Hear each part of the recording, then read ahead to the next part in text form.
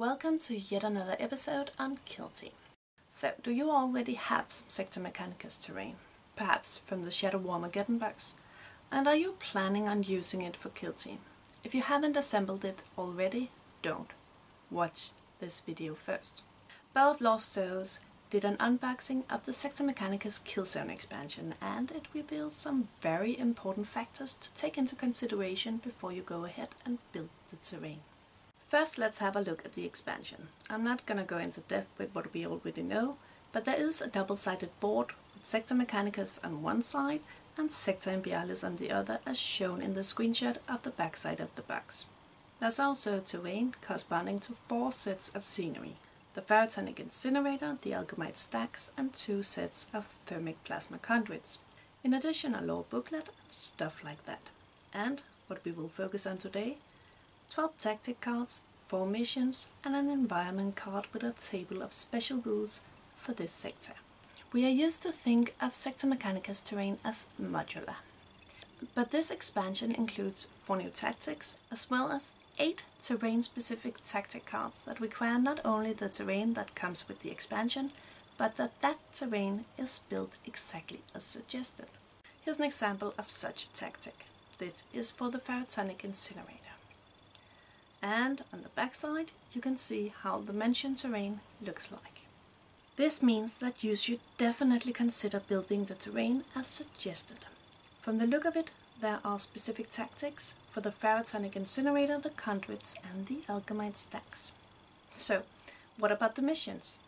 As we can see here, the missions come with not only mission-specific tactics, but also exampled setups and deployment zones for 2 and multiple player games. This is just suggestions though.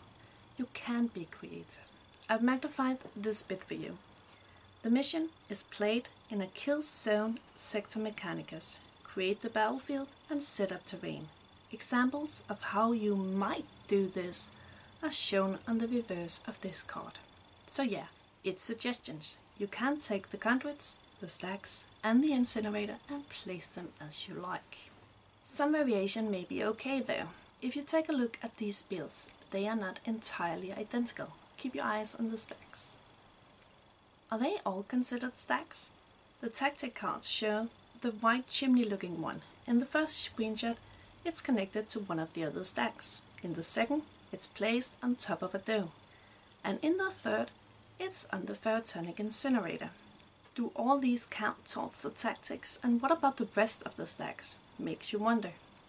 Also, consider leaving the furnace door open. I've already glued mine shut.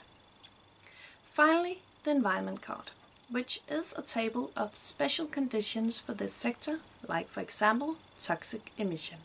All players must add 1 to their injury rolls. I hope this has been helpful. I'm not sure how I feel about these restrictions. Personally, I love the modularity of GW's terrain, and using 4 walkways and 4 sets of legs on 1 piece of terrain seems like a bit of a waste to me. Both are somewhat scarce in the sets, and having only 1 leveled piece might result in an imbalanced table. I would definitely prefer multiple smaller ones. Fortunately, I have plenty of unpainted and yet to be open sets already, and also placed an order for the Sector Mechanicus killzone expansion, so I will probably be making both. But I do have some unanswered questions. This has been Mother Nurgle. Have a nice day.